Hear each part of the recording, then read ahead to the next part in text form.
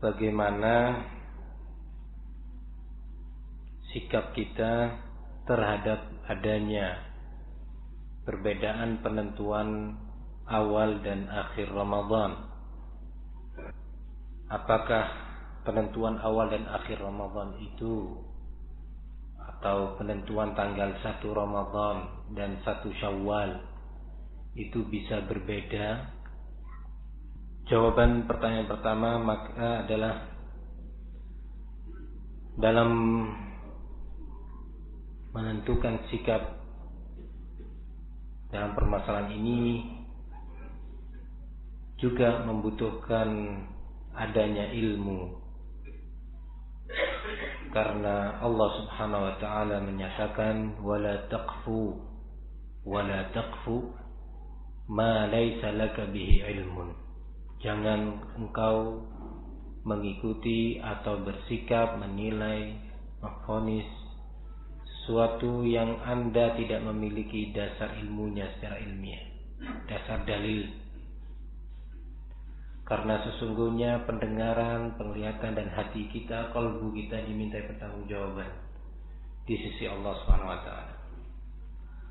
Dalam permasalahan ini sebenarnya adalah penentuan awal masuk dan keluarnya bulan Ramadan itu harus berdasarkan ru'yatul hilal,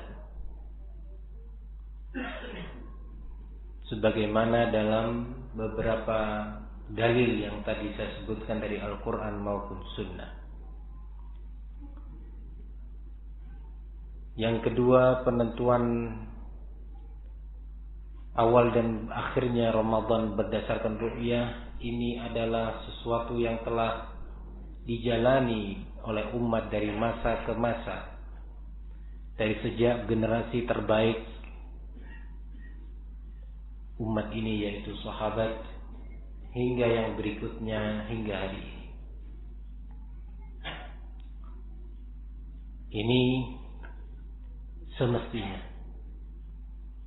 Kemudian dalam perkara ini juga disunnahkan di dalam bersikap adalah untuk mengikuti ketentuan waliul amr, mengikuti ketentuan waliul amr dengan dalil-dalil yang bersifat umum.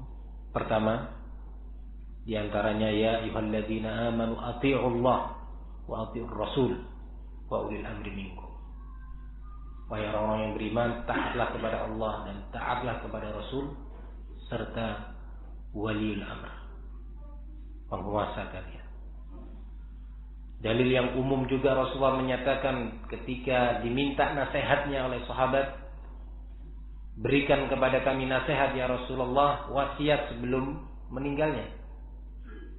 Rasulullah menyatakan usikum bitaqwallah, aku mewasiatkan kepada kalian yang pertama takwa sebagai wadah persiapan syariat. Kemudian Rasulullah mulai meletakkan syariatnya, yaitu wa alaikum bis sam'i wat ta'ah, wajib kepada kalian semuanya untuk selalu bersikap mendengar dan taat kepada waliul amr, pemerintah. Ini saya katakan dalil yang bersifat umum tentang wajibnya mengikuti waliul amr. Terkhusus dengan saum dan Idul Fitri, ada dalil lain yang bersifat lebih khusus. Rasulullah menyatakan di dalam Sunan Tirmidzi, saumukum yauma yasumun nas wa fitrukum yauma yuftirun nas. Hari kalian memulai bersaum atau berpuasa di saat manusia yang lainnya mayoritas melakukan saum, dan kalian juga melakukan Idul Fitri, menyelesaikan saum Ramadan dengan hal yang sama.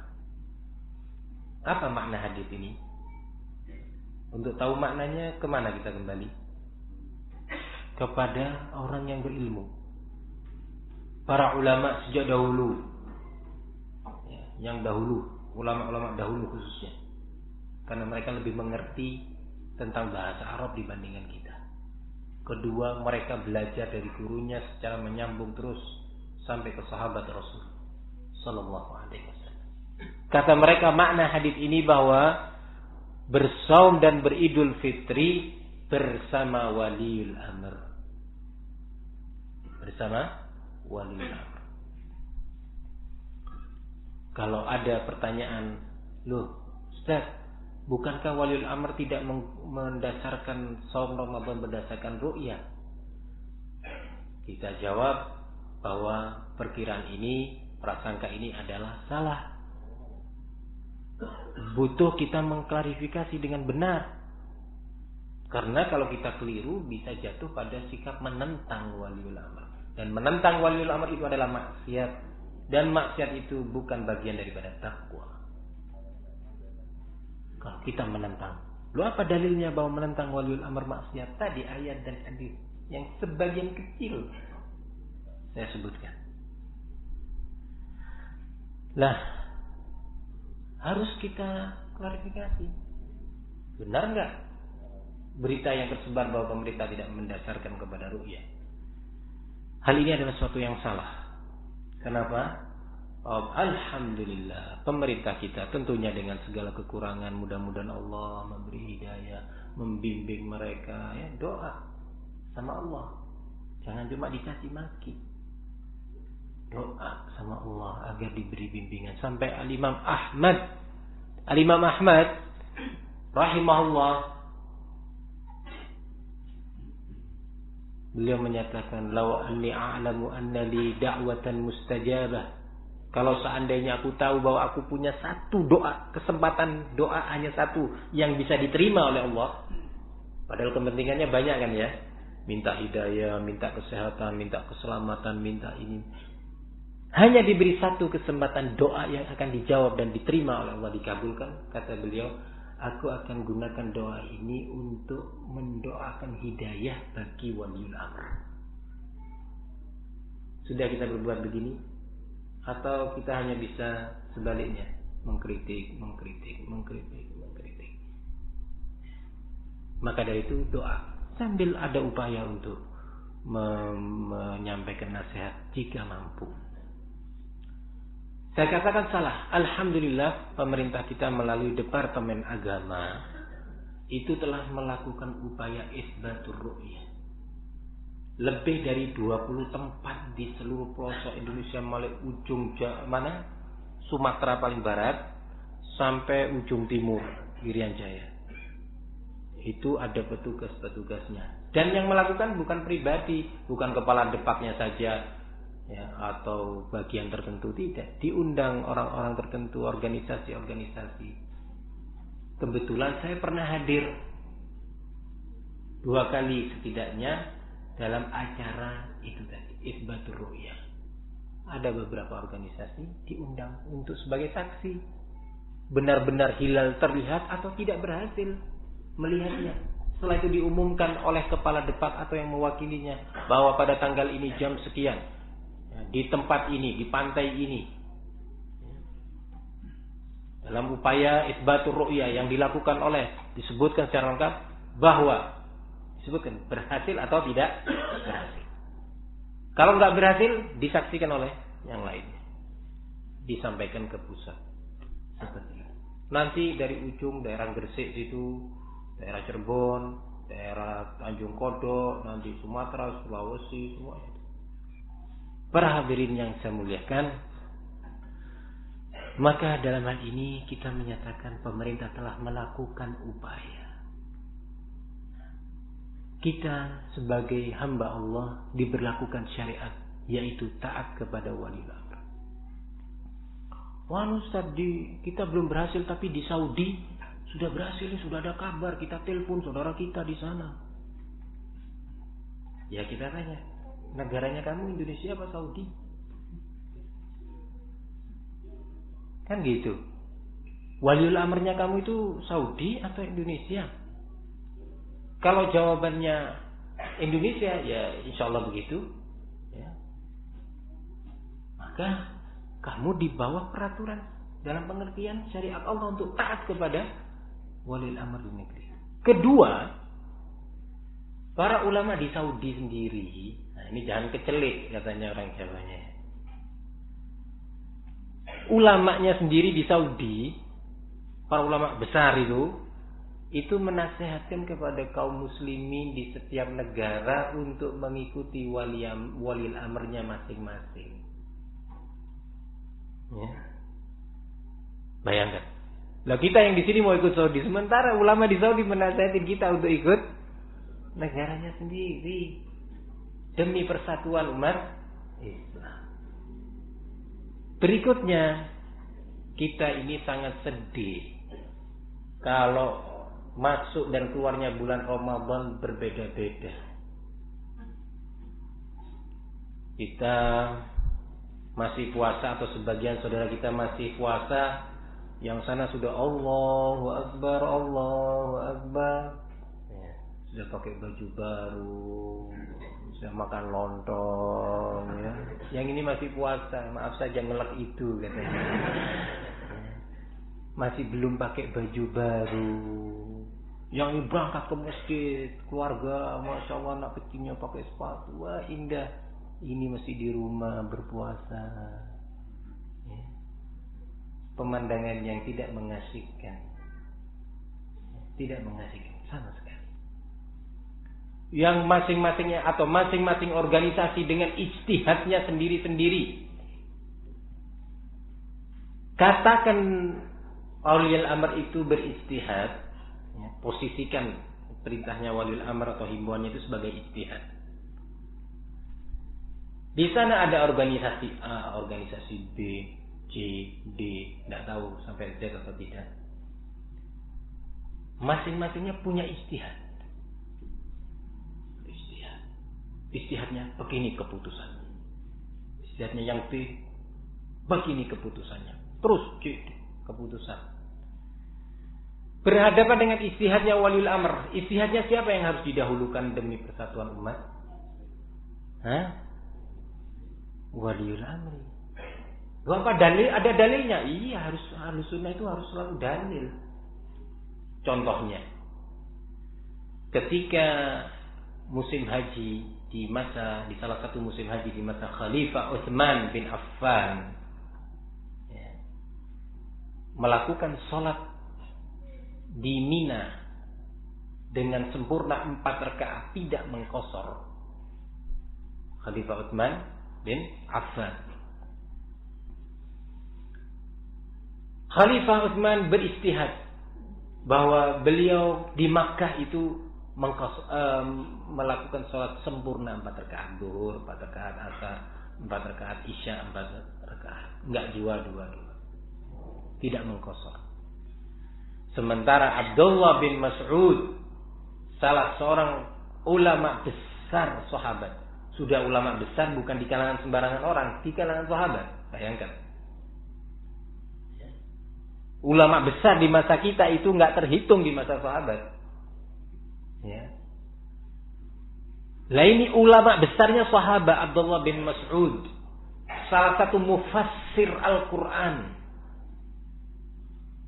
Abdullah bin Mas'ud radhiyallahu anhu menyatakan bahwa di musim haji nih, ya, di Mina, sunnah di dalam melaksanakan sholat di Mina adalah 2 rakaat mengqasar. Nah, Utsman berijtihad. Kenapa kok Utsman berani berijtihad kok seolah-olah menentang sunnah? Ijtihad beliau karena beliau itu penduduk asli Mekah, kemudian hijrah ke Madinah. Nah, ketika haji kembali ke mana? Berarti ke Mekah lagi kan, tempat kelahirannya. Menurut ijtihad beliau bahwa ini ijtihad Waliul Amr, dia sebagai imam soalnya di sholat itu jadi imam, ya, jadi imam. Kalau dia sholat 4 rakaat, yang lainnya ikut 4 rakaat. Berapa ratus ribu jamaah haji itu. Kemudian kalau 4 rakaat atau 2 rakaat, yang lainnya ikut 2 rakaat. Kemudian Utsman mengira, saya kalau gitu bukan musafir. Walaupun saya datang dari Madinah sejarak 450 kilo. Kayak dari sini kemana 450 itu? Jember Solo misalkan, iya. Nah, Jember Solo. Kira-kira musafir nggak kalau Jember Solo? Hah? Musafir tanpa khilaf ya. Nah, musafir. Nah, ini bingung mereka. Akhirnya Utsman berijtihad. Saya bukan musafir, ya saya mau sholat 4 rakaat. Akhirnya Abdullah bin Mas'ud menyatakan, Abdullah bin Mas'ud juga penduduk Makkah yang pindah ke Madinah. Dan banyak sahabat Umar, Ali bin Abi Thalib dan yang lainnya itu penduduk Makkah aslinya. Akhirnya Abdullah bin Mas'ud mengeluarkan fatwa karena memang mufti bahwa sunnah di Mina melakukan sholat 2 rakaat mengqashar bukan sempurna 4 rakaat. Sudah.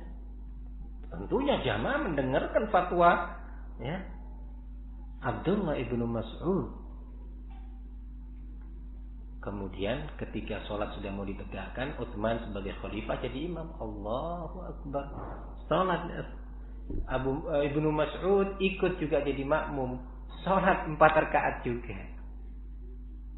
Begitu selesai sholat, sebagian hadirin, loh, ya apa sih Abdullah bin Mas'ud ini? Katanya orang sekarang, kok pelin-pelan ya? Tadi bilang katanya sunnahnya 2 rakaat. Lah kok sekarang malah ikut-ikutan 4 rakaat? Ini ngikutin waliul amr tapi ngawur seenaknya walaupun bertentangan dengan sunnah. Mungkin kalau di masa kita ada orang yang celometan gitu ya. Nah, tanya mereka, gimana ini Abdullah bin Mas'ud? Antum tadi bilang sunnahnya di sini mestinya mengqashar 2 rakaat, kok malah kamu ikut waliul amr 4 rakaat? Ya apa ini? Kata Abdullah bin Mas'ud dijawab, ya, orang yang dididik oleh Nabi ini. Al-khilafu syarr. Al-khilafu syarr. Al-khilafu syarr.